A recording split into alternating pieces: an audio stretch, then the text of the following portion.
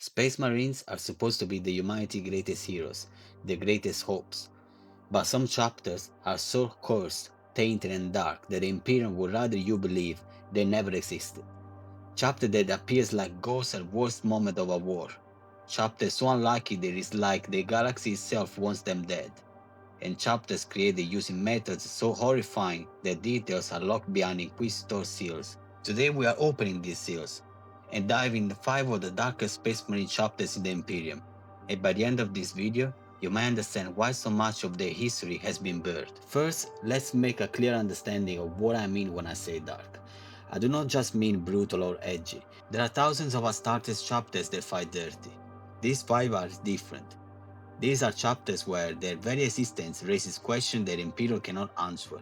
Their gene seed and creation are deeply suspect. Their methods horrify even the other Space Marines. So let's just start and dive into it. Imagine this. Your regiment is doomed. The enemy has broken through every line. Your commanders are dead, and the box is full of screaming. And then, all the fire goes silent. From the smoke, black armored giants march forwards, covered in witch fire, bone white skulls staring from their helmets. They do not speak, they do not answer hails, they simply advance. This is the Legion of the Damned. Across the Imperial history, there are fragments of records and battlefield legend of these warriors. They say they are appearing without warning at battles they are already lost, fighting with impossible resilience, then vanishing just and suddenly. They leave no bodies, no gene seed, no traceable homeworld. The most widely accepted theory links them to the Firehawks chapter, lost in the warp and twisted to something half real and half spectral. Other theories claim they are the restless spirits of a fallen Astartes, dragged back to fight one last time. The Inquisition has tried to understand what they are multiple times, but official records are absent. Because if the Imperium confirmed the chapters can actually be damned or die, it forces a terrifying question. What happens to a Space Marine soul? So officially, the Legion of Damned are written off as myth or battlefield hallucination. Unofficially, so many wars have been saved by silent warrior in burning black armor for it to be a coincidence.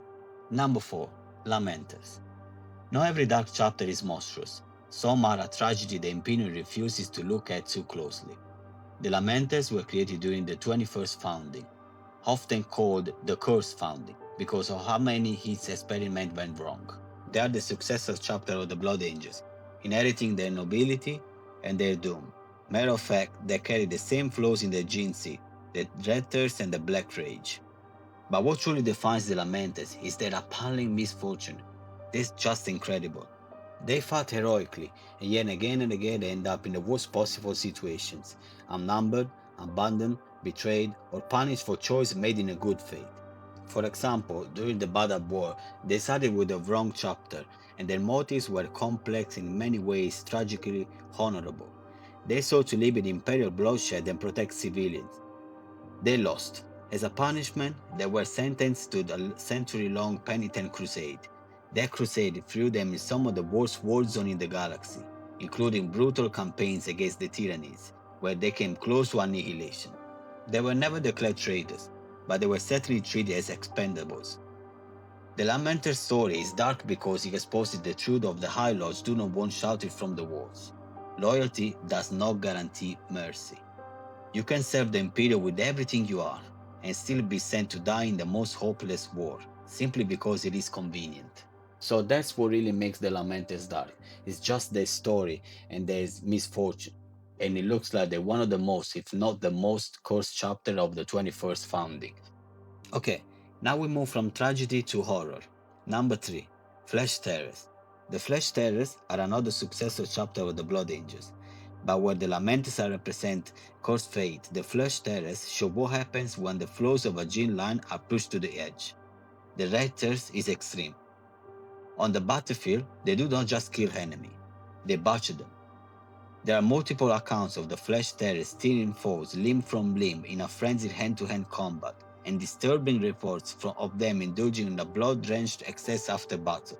To the average guardsman, this is just the same as being a Chaos Space Marine, and sometimes their rage spills over.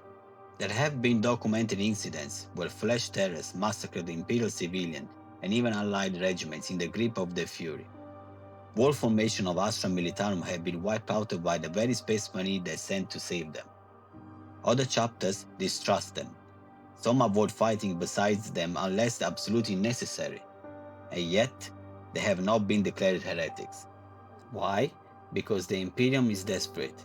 It needs shock troops who can tear apart Tyranny's worm or heretic stronghold in a single blood-crazed assault, and is willing to look the other way when the price is too high.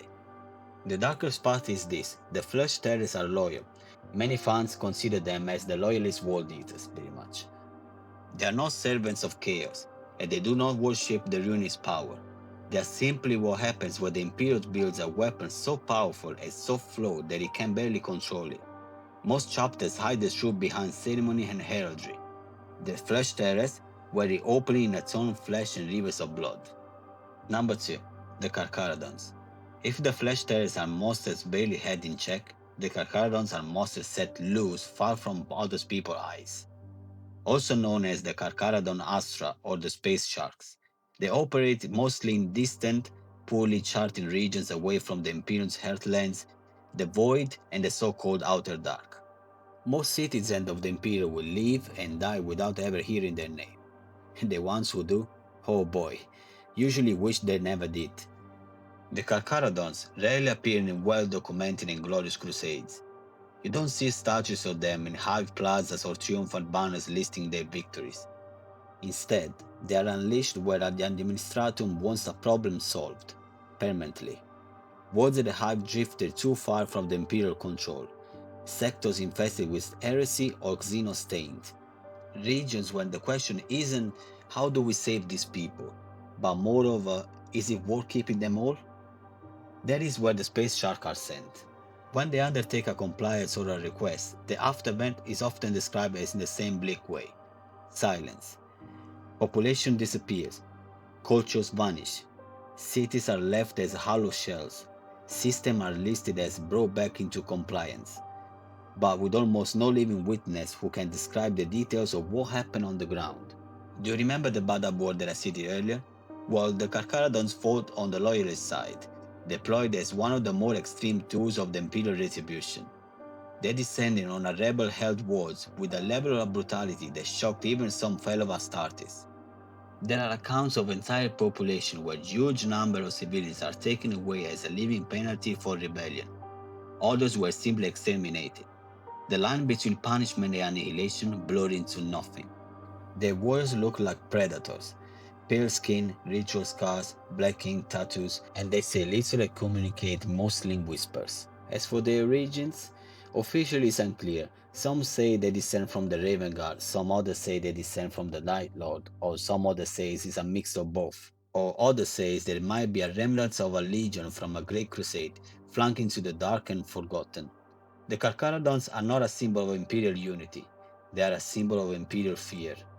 When the Ultramarines reclaim a world, you get a parade, a shrine. When the Carcharodons reclaim a world, you are lucky if you get survivors.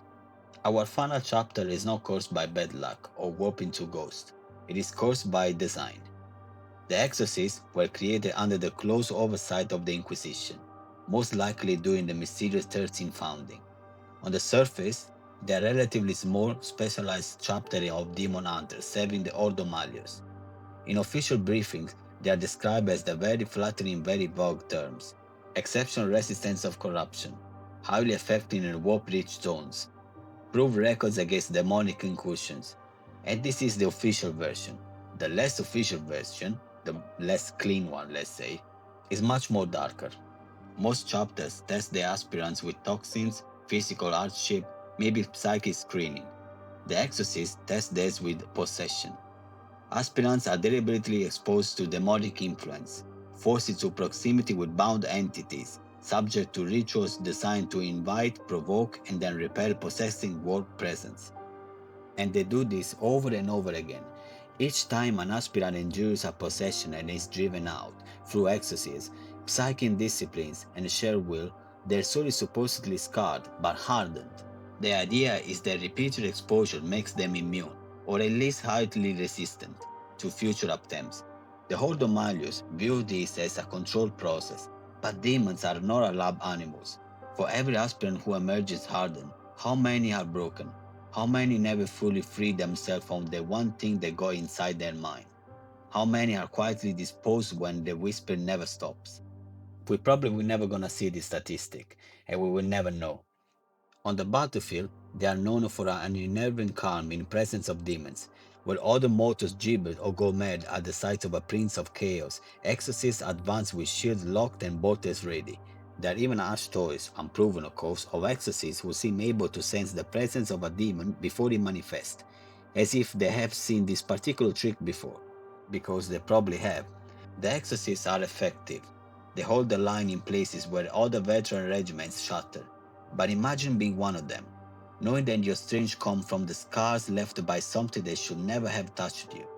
In the end, these 5 chapters prove one thing.